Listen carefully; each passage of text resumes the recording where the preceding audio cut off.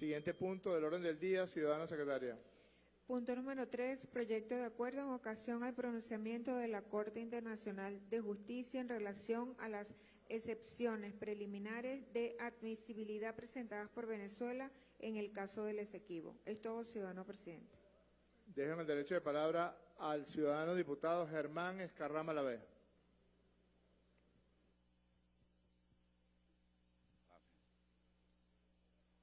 Honorable presidente y amigo, honorable vicepresidente, vicepresidenta, miembros del cuerpo administrativo de la Asamblea, queridas diputadas y diputados.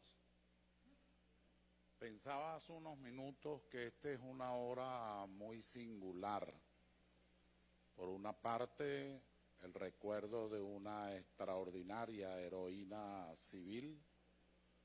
Por la otra, la evocación de aquellos sucesos extraordinarios, significativos, que demostraron no solamente una gran conciencia popular, sino además demostraron que la fe, la convicción invariable, solo puede tener un resultado en el camino de la heroicidad libertaria y democrática, como lo demostró el comandante Chávez, no solo en aquel momento, sino en otros momentos. Y termina el orden del día con una situación particularmente delicada, compleja, que tiene que ver con un costado de la patria, casi 160.000 kilómetros cuadrados que fueron despojados a Venezuela y que hoy hay que enfrentar compelidos como hemos estado en la sede de la Corte Internacional de Justicia, en las relaciones internacionales de poder, sobre todo de poder económico, y en el conflicto, por supuesto, de las inversiones petroleras, entre otros. Mientras escuchaba, me hicieron una llamada de atención en el teléfono y me había llegado varias notas señalando que ya, inusitada la rapidez de la Corte Internacional de Justicia, ahorita acaba de precisar que para el 8 de abril del próximo año, Venezuela debe responder ya finalmente en lo que sería el debate de fondo sobre nuestros derechos. De allí que este es un tema que, si bien es cierto, tiene elementos técnicos, históricos, políticos, geoeconómicos, geopolíticos, de doctrina, de seguridad y defensa, es de obligación conocer en su parte más directa, más concreta, el momento en el que estamos y en el que está Venezuela. El presidente de la República, de acuerdo a la Constitución, es quien indica, orienta y dirige la política exterior venezolana. Debo decirles, por razones académicas, que la única Constitución no es la bolivariana que dice eso, sino que esa es una norma de cierta tradición a partir de 1947 en la Constitución aprobada aquel 5 de julio de ese año. De tal manera que es indiscutible que a quien le corresponde la dirección de la política exterior en Venezuela es al ciudadano presidente de la República, quien de manera firme, invariable, nacionalista, patriótica y con una extraordinaria dedicación ha venido llevando este proceso tan complejo, que en realidad es un proceso de Estado más que un proceso de gobierno. Sus políticas tienen que ser de Estado y lo son, más que de gobierno. El elemento revulsivo se produce hace poco cuando, por boca de una extraordinaria mujer también brillante, acertada, culta, firme, muy valiente, como lo es Delcy Rodríguez Gómez, presentó en la Corte Internacional de Justicia las excepciones preliminares a ese proceso. En el mundo nuestro, quizás de algunas abstracciones, es menester aclarar algunas cosas. Había quien se preguntaba, bueno, ¿cómo es que nosotros vamos a aceptar la jurisdicción de la Corte Internacional de Justicia si hemos dicho siempre, nos hemos negado siempre a ello y además hemos dicho que no hay una expresión de voluntad favorable, por lo que no podía esta Corte asumir la jurisdicción en los términos en que lo asumió? Un artículo por allí en el reglamento señala de la Corte que se puede comparecer sin ser parte. Ciertamente es un híbrido con alguna quizás crítica de lógica jurídica, pero está allí. La norma es la norma, dura lex sed lex, se dice en términos clásicos. Y Venezuela, asumiendo la responsabilidad que le correspondía por boca de nuestra vicepresidenta, en la fecha en que se señaló, presentó las objeciones preliminares. ¿Cuáles fueron, en síntesis, esas objeciones preliminares? La primera, la que acabo de señalar, es decir, si no hay una cláusula compromisoria, si no hay un acuerdo de las partes, no hay manera de activar a la Corte Internacional de Justicia para actuar. Esto se planteó desde el secretario general Ban Ki-moon, porque los anteriores, entre ellos Pérez de Cuéllar, también estaban orientados más que todo a la idea del diálogo directo. Esto cambia con Ban Ki-moon, quien señala, es el precedente del actual secretario general, que de acuerdo a el Tratado de Ginebra, artículo 4, punto 2, podía irse a fórmulas como la de la solución judicial y que le daba un año a Venezuela y a las partes para resolver. Obviamente no se resolvió un problema de esa complejidad y no se produce ningún acuerdo entre las partes.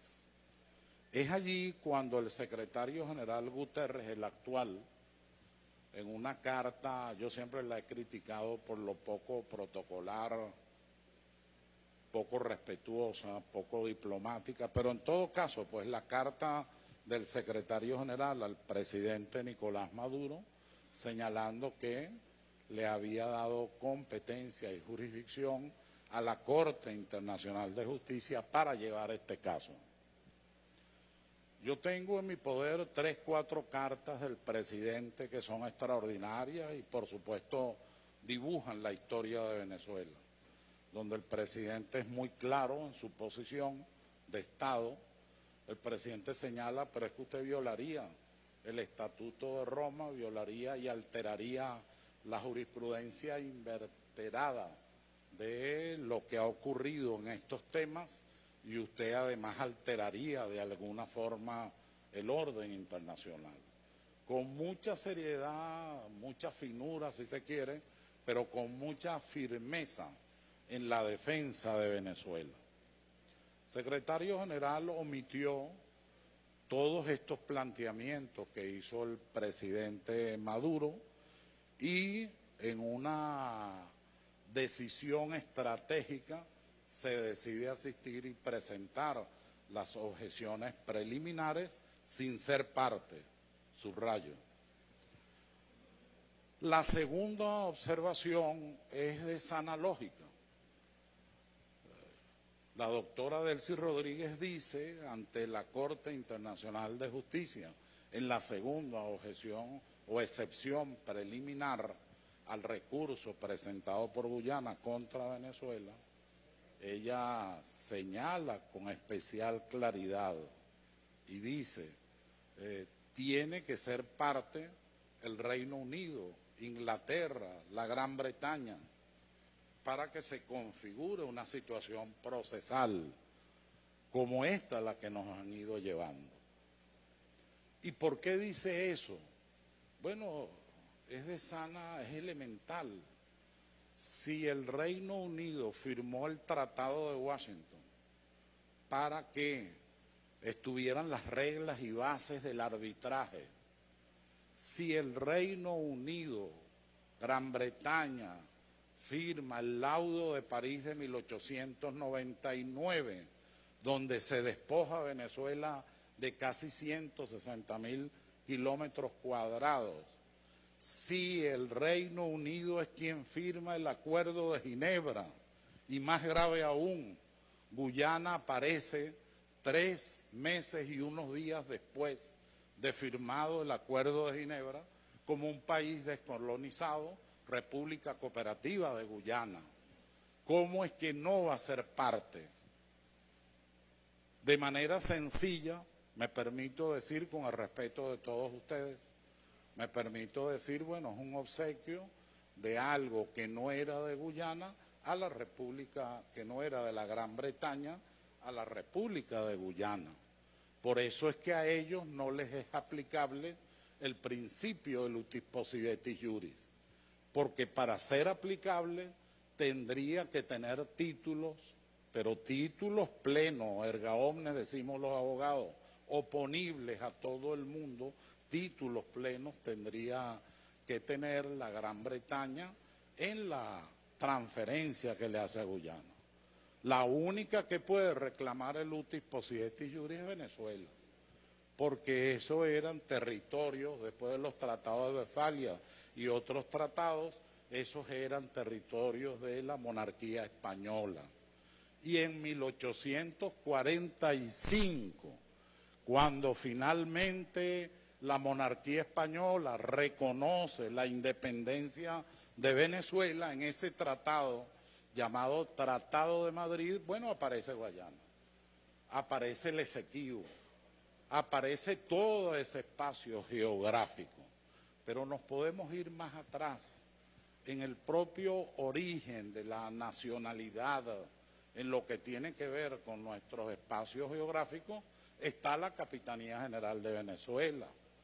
Hemos descubierto que antes, 2 años antes, en decisiones del rey sobre la organización político-administrativa y militar, pero se toma, y nuestras constituciones han tomado fundamentalmente este último acto, la creación de la Capitanía General de Venezuela.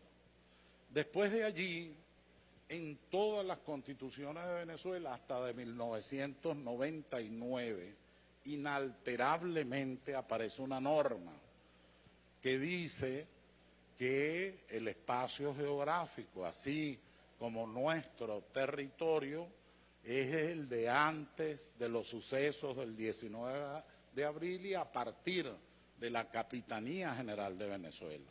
Solo que la revolución bolivariana, cuando llegamos, aquí hay varios constituyentes, cuando llegamos al proceso constituyente de 1999, se tomó la decisión de ampliar ese artículo, de no solamente repetir lo de la Capitanía General, artículo 10, parte final, sino además, queridas diputadas y diputados, señalar que el espacio geográfico depende también de los tratados, resoluciones, acuerdos y laudos celebrados sí, válidamente y sin estar sometidos a nulidad alguna.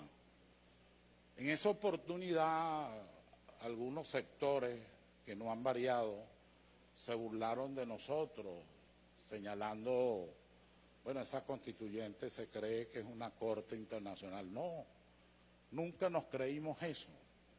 Era una llamada de atención a esta generación y a las futuras generaciones de que está prohibido modificar el territorio nacional por cualquier laudo arbitral. Ese es uno de los grandes problemas que tendrán que resolver allá. Tenemos una constitución que nos los prohíbe expresamente. No hay manera de interpretar en otras circunstancias lo que al letran ahí se dice. En este momento, a partir de 2015, en este mismo escenario, se produce un hecho insólito y extraordinario. Un presidente, Nicolás Maduro Moros, viene a la Asamblea Nacional y hace una exposición que yo califico de doctrinaria sobre el tema del Esequibo, porque en ese momento ya las transnacionales petroleras habían señalado el tema de los bloques, el tema del petróleo, el tema del oro, el tema del coltán, el tema del gas, el tema de los minerales extraños, entre otros aspectos. En particular la Shell, en particular la ExxonMobil, y manteniendo económicamente y militarmente con el gobierno de los Estados Unidos el apoyo a la República Cooperativa de Guyana. Tenemos que tener claro que nosotros no estamos enfrentando a un pequeño país. Nosotros estamos enfrentando a los poderes mundiales. Nosotros estamos enfrentando al poder geopolítico petrolero. Nosotros estamos enfrentando al gobierno de los Estados Unidos, sea republicano o sea demócrata. La señora, perdonen que olvide el nombre, que hizo las últimas operaciones militares en el territorio nuestro con la Guyana Cooperativa, dijo que ella iba tras nuestros recursos sin sonrojarse, sin darle vergüenza, sin darle pena, de manera muy clara. En consecuencia, nosotros estamos enfrentando al poder mundial. Con algunas consideraciones finales que debo hacer. La primera, este pueblo no se rinde, ni se va a rendir, ni va a permitir de ninguna forma que nosotros perdamos un milímetro de nuestro territorio y de nuestro espacio geográfico.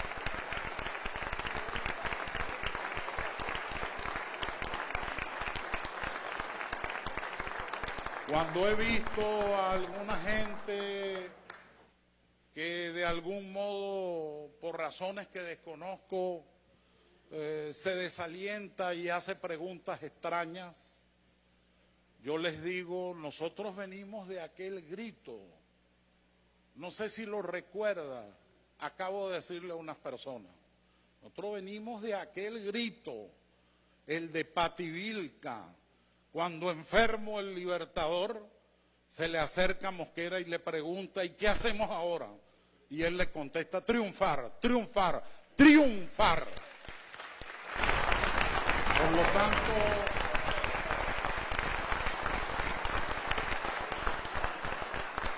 yo pido a esta asamblea, con el permiso de nuestro querido y honorable presidente,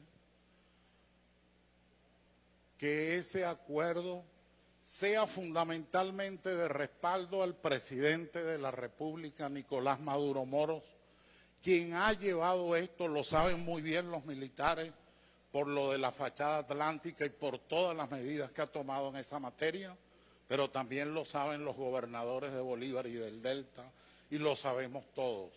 Una posición firme e invariable. En segundo lugar, apoyar a nuestra vicepresidenta coordinadora del equipo internacional y del equipo nacional. Hay que ver lo que es poner a hablar al unísono y con un solo pensamiento. Yo creo que esto no se da en otras profesiones, a un grupo de abogados de Venezuela y a un grupo de abogados internacionales, y que al final armonicen en una sola estrategia, en una sola defensa y en un solo argumento, como ha ocurrido.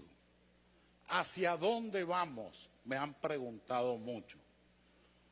Y con esto termino. Primero, nosotros vamos a coadyuvar, es la palabra que se usa en la resolución que crea la Comisión Parlamentaria para la Defensa del Esequibo y la Soberanía Territorial en el artículo 5. Nosotros vamos a coadyuvar las políticas públicas de Estado del presidente Nicolás Maduro Moro, en primer lugar. En segundo lugar, aquí no hay oposición ni gobierno ni oposición. Aquí no hay alianza democrática ni fuerzas bolivarianas. Aquí hay venezolanas y venezolanos que vamos a defender nuestro espacio geográfico.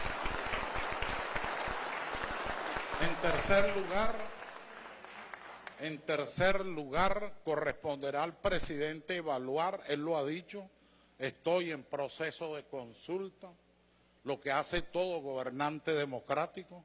Eso no debe extrañarle a nadie, eso es lo lógico. Déjame hacer las consultas correspondientes que a él le toca como jefe de Estado. Y al final él decidirá si continuamos ese proceso en la Corte Internacional de Justicia o la otra vía, artículo 36 y 37 de la Carta de las Naciones Unidas. Nos vamos directamente al Consejo de Seguridad a resolver esta situación. ¿Pudiera el presidente tomar otras medidas que están previstas todas en la Constitución, están previstas en los documentos estratégicos, en los análisis, en las opiniones, dictámenes, doctrinas sobre esta materia? Pero lo que debe quedar claro es nuestro respaldo absoluto y reconocimiento al presidente de la República y a la vicepresidenta ejecutora en esta materia, tanto en el Consejo Presidencial para la Defensa del Esequibo como en el Consejo Presidencial para la Garantía del Territorio y nuestros espacios geográficos. Yo pido a esta Asamblea, creo que está en el acuerdo, que se pronuncie y ojalá sea por unanimidad. La experiencia que tenemos en la Comisión Interna Corporis, en lo adentro de la Comisión del Esequibo, es que ahí actúa la oposición y los que apoyamos al gobierno al unísono y con mucho respeto y con mucho cuidado en aquellos temas que no pueden ser dilucidados pues alegremente. Y hasta ahora, en 2 años, la conducta ha sido para reconocer, para alabar y para respetar. Ahora nos viene este momento. El presidente decidirá si vamos a la contramemoria el 8 de abril.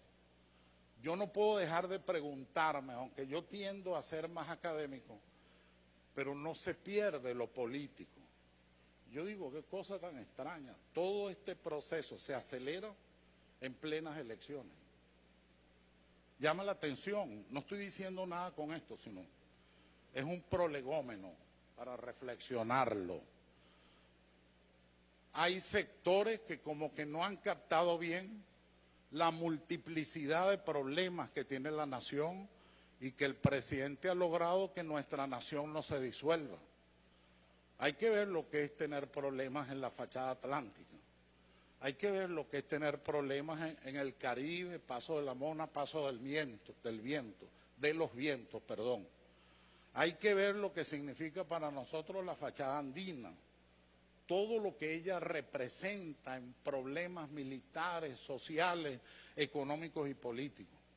Pero por si fuera poco, entonces las medidas, estas llamadas sanciones, las medidas coercitivas unilaterales del gobierno de los Estados Unidos. Y por si fuera poco, entonces una campaña exterior, una campaña sobre Venezuela, desconociéndonos. Venezuela se va a hacer respetar y se hace respetar. Si algún legado nos dejó el Libertador entre muchos, fue el de nuestra soberanía, nuestra independencia y nuestra autodeterminación, lo que no se vende de ninguna forma. Por lo tanto, mis queridas y queridos diputados, puedo decirles con mucha seguridad, con mucha conciencia, que con el presidente, con este Parlamento y su directiva, con el pueblo de Venezuela, con los sectores que están alertas, atentos en este momento, no hay manera de que nosotros perdamos nuestro territorio.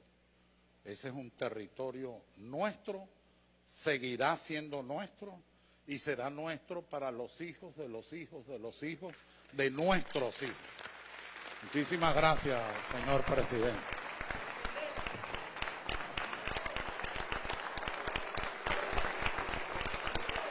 Muchísimas gracias, querido profesor y diputado Germán Escarrá, no solamente por la defensa acérrima que hace de la integridad del territorio venezolano, sino por la sapiencia que derrama en la enjundia de sus argumentos. Voy a dejar en el derecho de palabra al diputado José Gregorio Correa.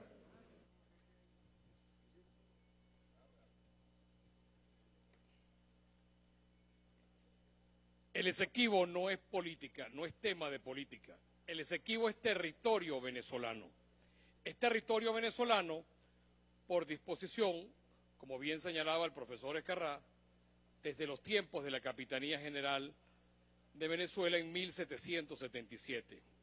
Y como también señalaba 2 años antes, hay indicios todavía que lo señalan de manera más amplia desde el punto de vista militar para la época. Pero el caso es que tenemos que reconocer el trabajo que se viene haciendo. El Ejecutivo es quien lleva la dirección de este tema, lo ha llevado históricamente. Creo que es tiempo de ver hacia adelante, es tiempo de que llevemos este año que nos queda de aquí a abril de 2024 con un parabrisas y no con un retrovisor. Que veamos el retrovisor para no cometer los errores que hayamos cometido en el pasado, pero que tengamos una estrategia nueva hacia futuro, una estrategia académica, jurídica, que sepamos escuchar las voces de los historiadores, las voces de la Academia de la Historia, las voces de los parlamentarios, la voz de esta Comisión Especial del Esequibo que preside el doctor Escarrá, donde allí no somos un tema de mayoría ni un tema de minoría, somos un tema de venezolanos parlamentarios que defendemos el artículo 10, 11 y 32 de la Constitución de la República Bolivariana de Venezuela. Mi llamado y mi exhorto es al Ejecutivo que busquemos una estrategia nueva que nos permita tener un resultado distinto, que tengamos una estrategia académica de escritorio y no de micrófono, que es lo que nos puede llevar a tener un mejor resultado. No hay forma de que algún venezolano no diga que el territorio es nuestro. Podrá tener dudas sobre su recuperación, pero en la medida en que nosotros nos mostremos que este es un solo país, que este es un solo territorio y que basta ya de haber perdido el territorio durante muchos años y que lo que hicimos el primer día que se constituyó esta comisión, de eliminarle las rayas a ese territorio del Esequibo como un territorio en reclamación, pues eso no es un territorio, es un territorio nuestro, que no es un tema de reclamación, lo que es un territorio nuestro que se nos ha arrebatado. Pero además de eso, nosotros tenemos que ir buscando la manera de que nos presentemos de una manera unida, consona, y que esta comisión tenga los aportes que ha hecho. Esta es una comisión que le informa a los señores parlamentarios, se reúne todos los lunes a las 2 de la tarde bajo la dirección del doctor Escarrá, y todos los lunes se tiene un documento, una clase, algo que puede aportar y tenga la seguridad que esto va a servir de mucho. Estos 160.000 kilómetros cuadrados no estamos dispuestos a perderlos, los vamos a pelear, porque si algo tenemos que ir es a que tengamos alguna medida cautelar ante la Corte.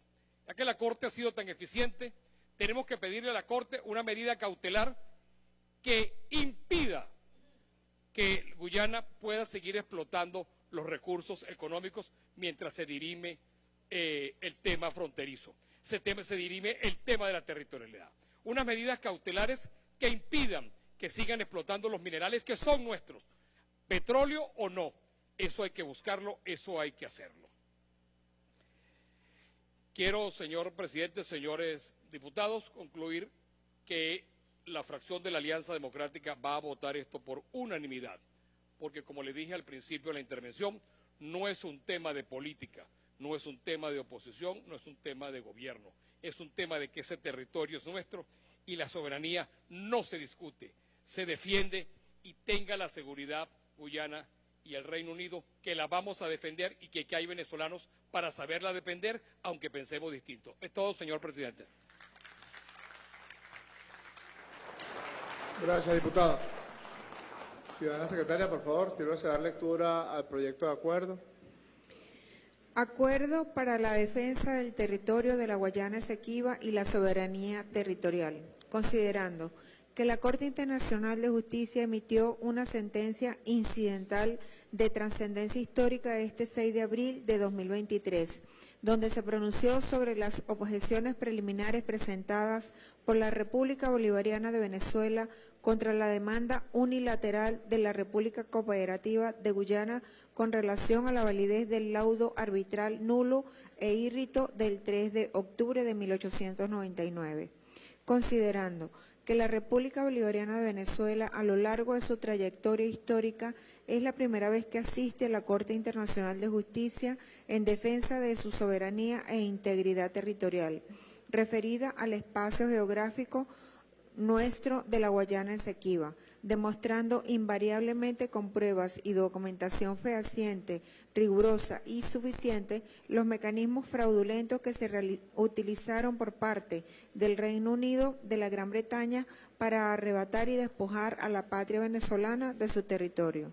Considerando que la República Bolivariana de Venezuela toma en cuenta que la sentencia incidental de la Corte Internacional de Justicia valida los argumentos de reconocer y especialmente revisar la conducta ilícita y fraudulenta del Reino Unido de la Gran Bretaña, dejando clara la existencia y vigencia del Acuerdo de Ginebra de 1966 como único instrumento válido para dirimir esta controversia territorial, quedando inequívocamente claro que Venezuela no ha reconocido el mecanismo judicial como medio de resolución de la mencionada controversia, dado que excluye la naturaleza y objeto de Acuerdo de Ginebra de 1966. Acuerda, primero, respaldar las políticas, planes y programas emprendidas por el presidente constitucional de la República Bolivariana de Venezuela, Nicolás Maduro Moros, para la defensa del territorio esequibo en el marco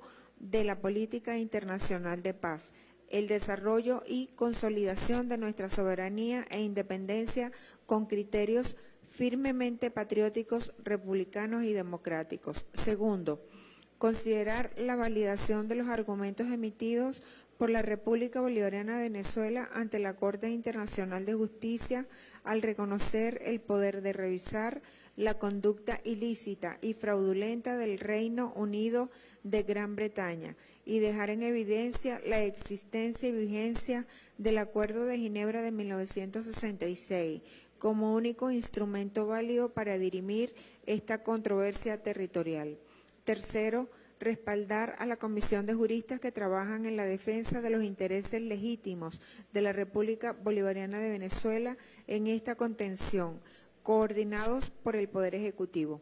Cuarto, publicar el presente acuerdo en la Gaceta Oficial de la República Bolivariana de Venezuela y dar máxima difusión del mismo, dado, firmado y sellado en el Palacio Federal Legislativo, sede de la Asamblea Nacional en Caracas, a los 13 días del mes de abril de 2023, año 212 de la Independencia, 164 de la Federación y 24 de la Revolución Bolivariana. Es todo, ciudadano presidente. Gracias, secretaria. En consideración, las honorables diputadas y los honorables diputados que estén a favor de aprobar el acuerdo para la defensa del territorio de la Guayana Esequiba y la soberanía territorial, sírvanse a manifestarlo con la señal de costumbre. Queda aprobado por unanimidad.